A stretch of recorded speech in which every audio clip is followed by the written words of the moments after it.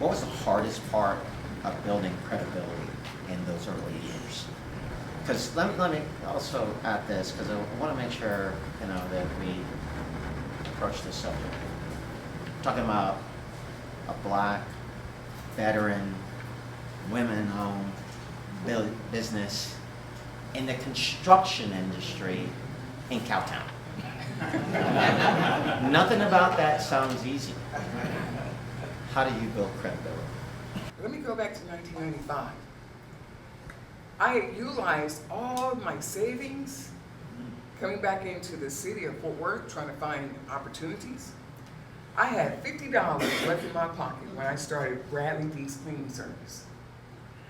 What happened is called the mouth of negotiation. That's how I got my equipment. I negotiated with other companies to get equipment to start up. So I wasn't using my money that I didn't have. I was using their money.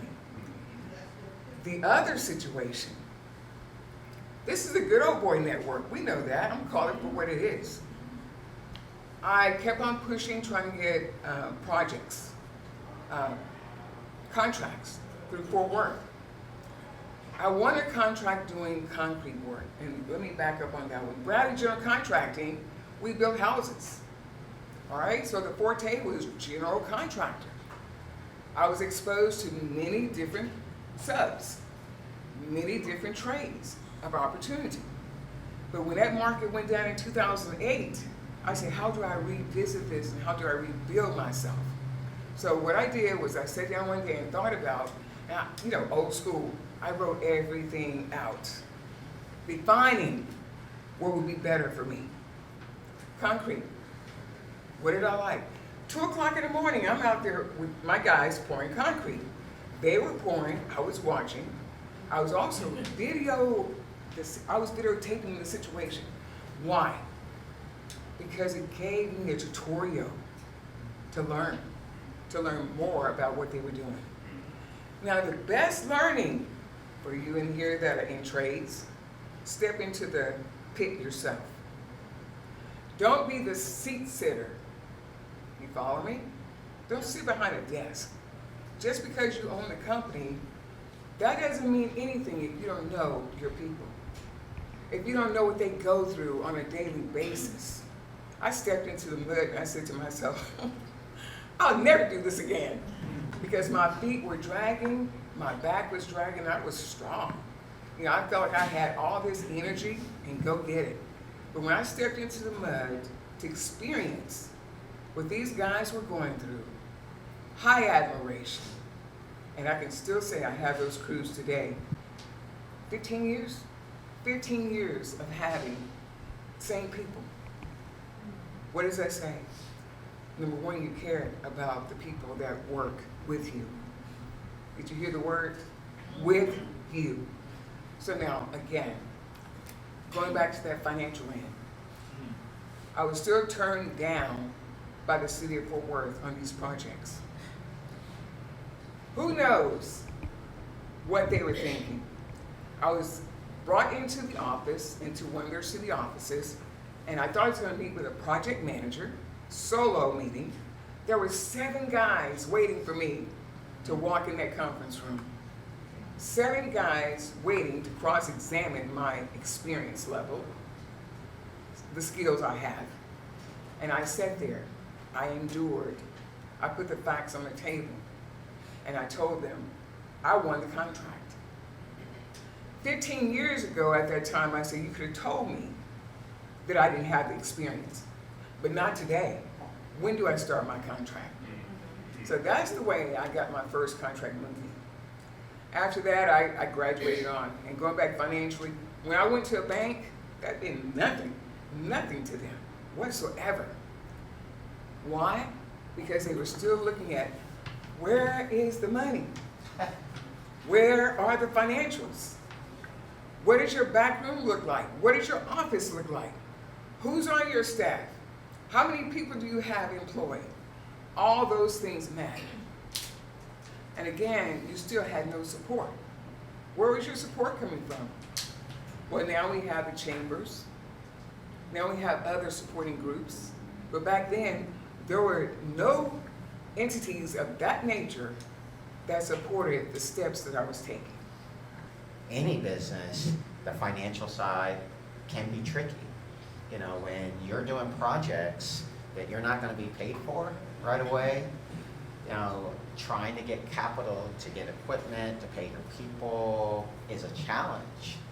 So, you know, without going into any great detail, is there a particular tool, a particular bank, a particular resource you use in order to pursue? Because now you gotta put up a bond. There's a whole lot that goes to actually getting this project. You need bonding, but let me tell you a secret. If your expertise is needed on a project, negotiate.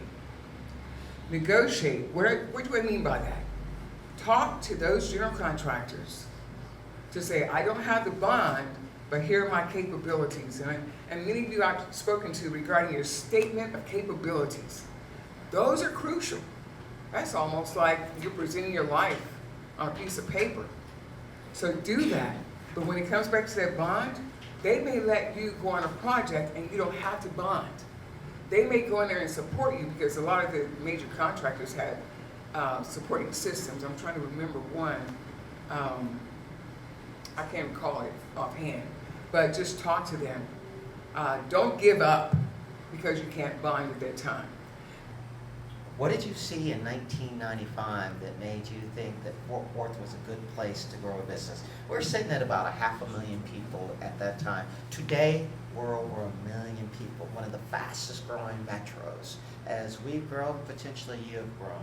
What did you see, you know, early on that made you want to start your business here in Fort Worth?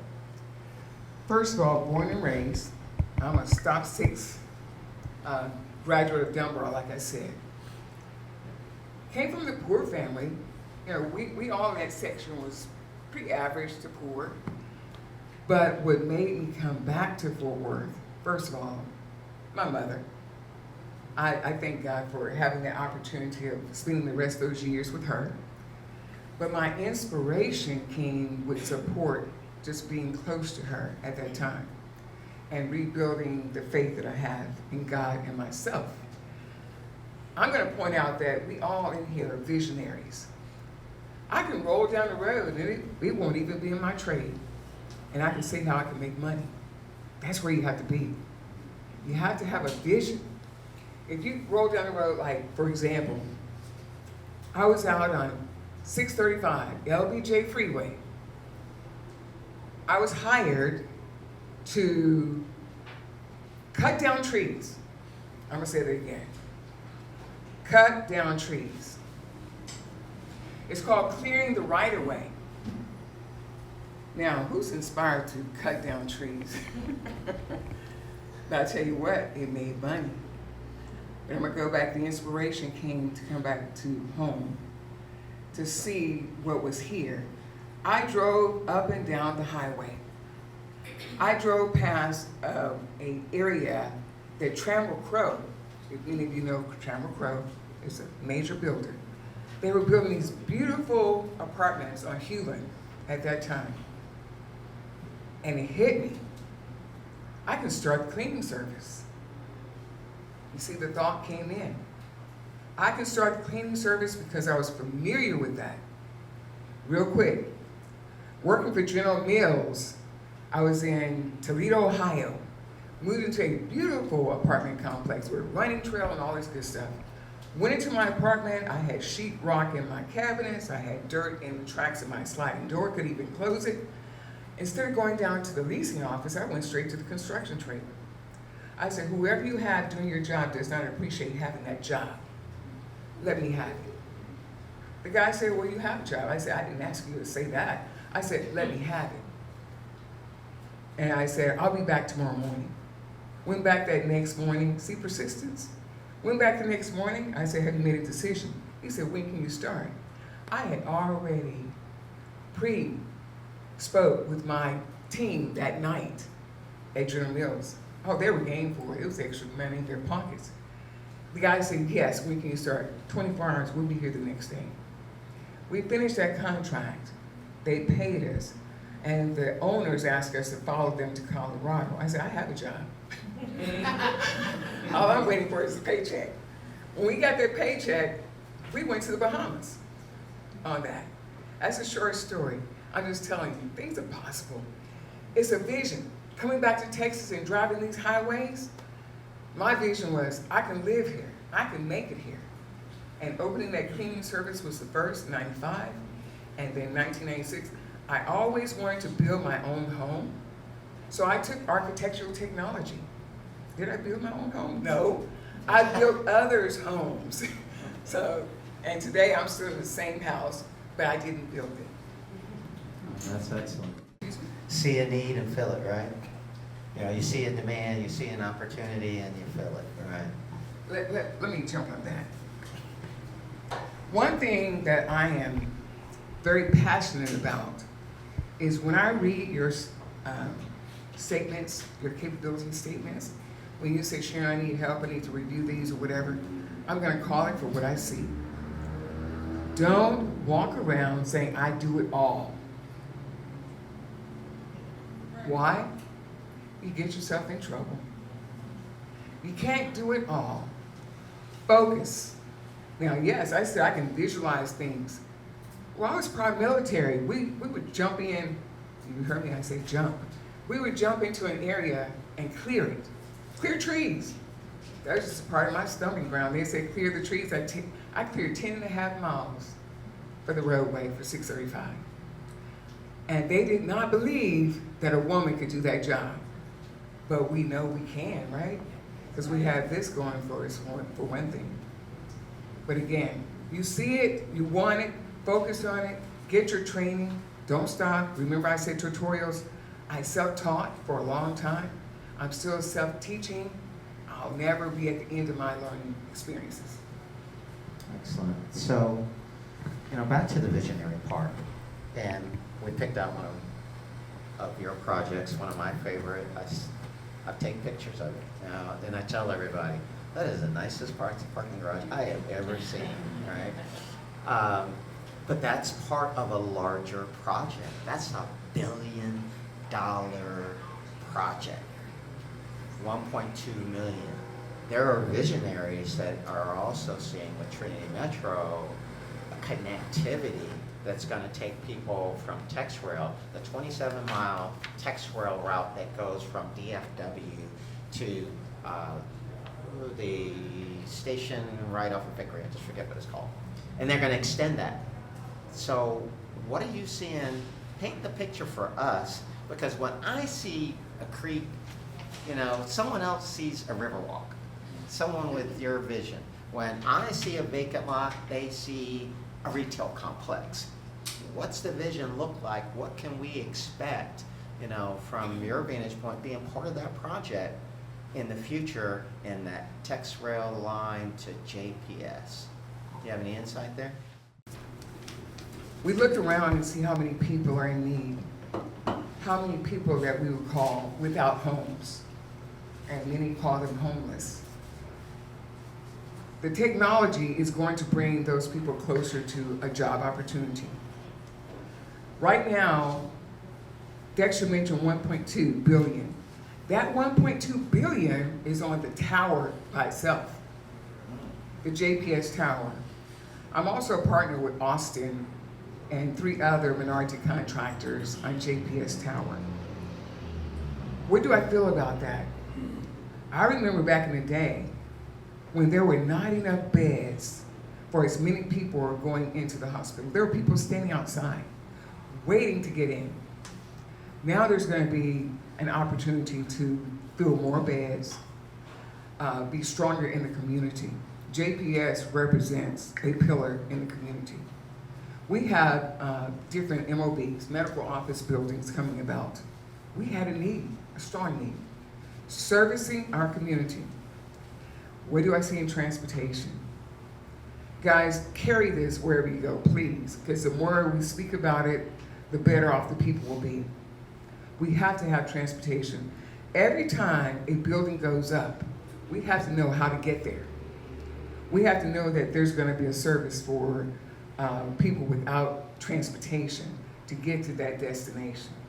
And when I go into a logistics meeting with the city or whatever I'm talking about, logistically, how do we map it out so people can get to that location? Butler Housing is one of them. That's on my, it's right here. Butler Housing was in that, I call it a slum type area where people were forgetting who Butler Housing was. And I say was because now it's vacant, but again, logistics. Going from Trinity Metro have an adventure going on. And when I say adventure, they are looking at the entire city of how they can connect. How they can connect the rail, how they connect their cars, how they connect their buses. It's all relevant. It's very important to them. And I like to stay a part of it because I love to see Fort Worth grow. As JPS is growing, let me emphasize, when you get in that circle of that campus, we'll call it a campus, it's tight.